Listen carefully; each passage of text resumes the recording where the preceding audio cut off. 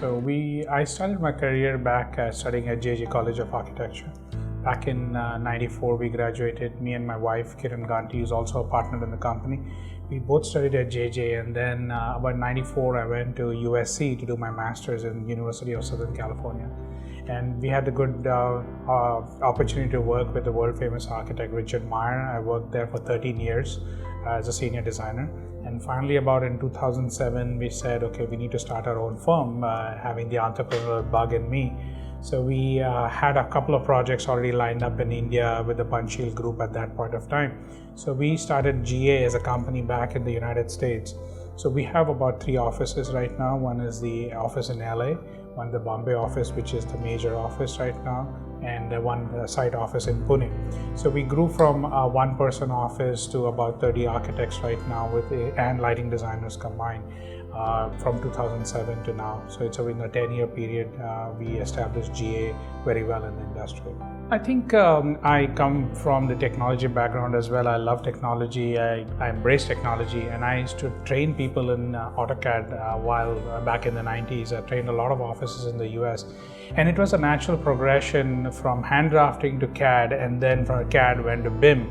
And now BIM will go to virtual reality very soon, and so that's a natural progression. And with doing so, it makes a financial sense also, because during the hand drafting days you needed a lot of staff to do that. Then when AutoCAD replaced hand drafting, we were able to cut the staff by half. And then when BIM came in, we were able to cut it down to half again. So if you see, there has been a natural progression, and it's a good ROI for the company also to make an investment in BIM. So all these projects that we do right now internationally, we cannot imagine doing it without BIM anymore. So ours is a 100% Revit-based, BIM-based office right now. Before BIM came on before Revit came into the BIM world, I would say, we had AutoCAD. We were using AutoCAD extensively, and when Dave Lamont, the CEO of Revit, before it was bought out by Autodesk, he's a friend of mine, so he showed me this platform, and I was very intrigued by it. And when I came to know he sold the company to Autodesk, it was a sale for me right there, and I decided to stick with Revit since then. Although there are other companies, but since Autodesk is a very robust company, they've been along for a long time, I knew they would invest heavily in this new platform, so that's why we decided to stick with Revit. Every architect has to be innovative in one way or the other, and we have to learn to embrace technology, otherwise you'll be a part of the road or the road roller. You have to decide which way you want to go. So we implemented Revit, and we are very good. It's been about 10 years now. We are very proficient in Revit in the office.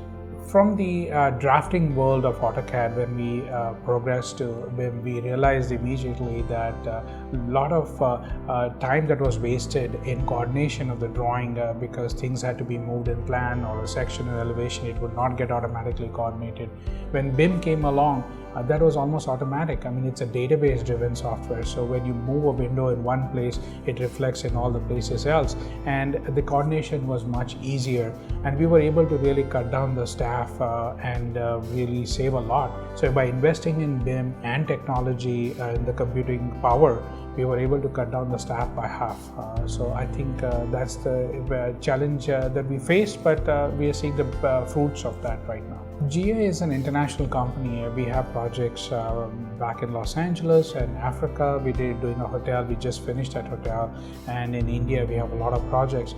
Now, being an international company, we got to think global. We got to invest in technology that helps you do that stuff. So we've implemented Revit servers in the office, and with that we were able to collaborate with other consultants working in different countries on the same platform, on the same time zone.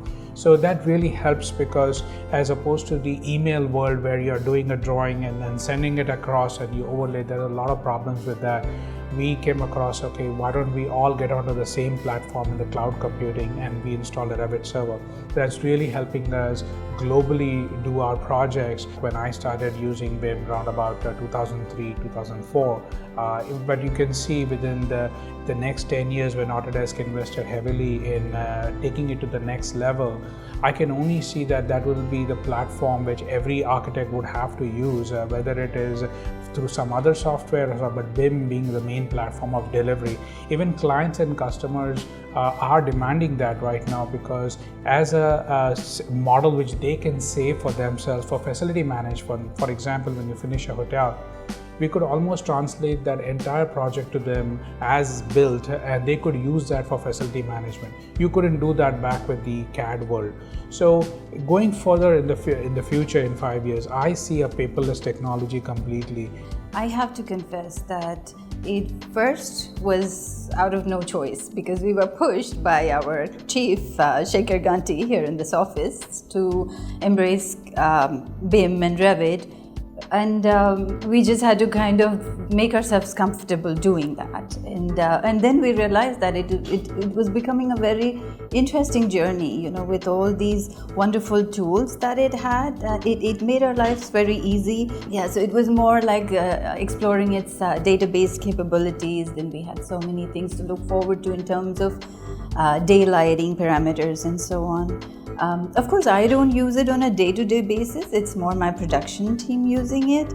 But just seeing them put, fixture-related information inside this software, and then all these the information coming together, like the photometric data, the sizes, and of the fixture, they come together, and then we can run these lovely energy analysis. It gives us wonderful visuals that we can take to our clients, and my observation was it started becoming a more responsible design for us, where we did not have to use too many fixtures.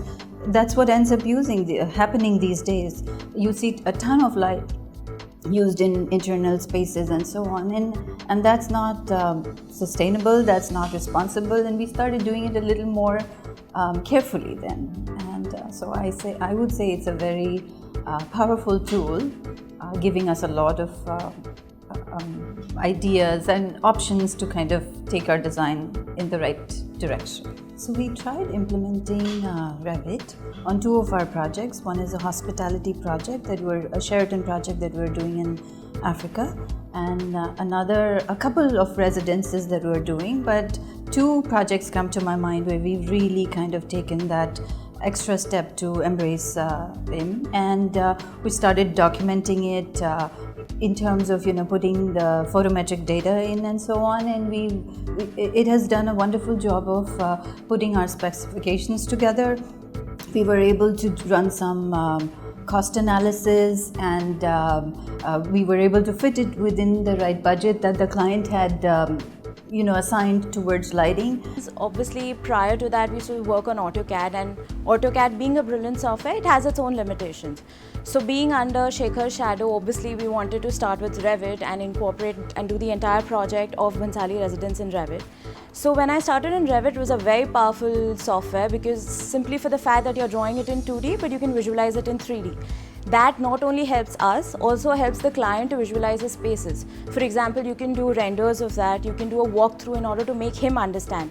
We also used to export the Revit files into 3D Max and have them rendered so that they could get an exact picture of how the residence is going to look like.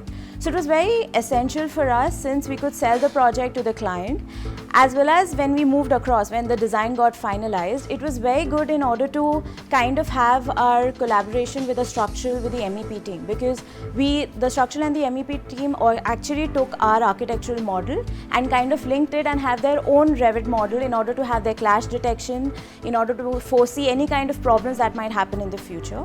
Also for the client, it was very easy for him to have a budget estimation, because any kind of quantities or materials required, we could easily get it from Revit and give him the exact quantity, which helped him and us to understand what the cost estimation of the project would be like. So Revit was a very powerful tool. It also helped us, for example, to export it into Ecotech, which helps us, for example, having the environmental impact, what it's going to be like. Considering this residence had a lot of glass, curtain wall facade. So there was a lot of sunlight coming in. So me and Shekhar actually sat down, we decided where we should be putting in louvers such that there isn't direct sunlight coming into the house.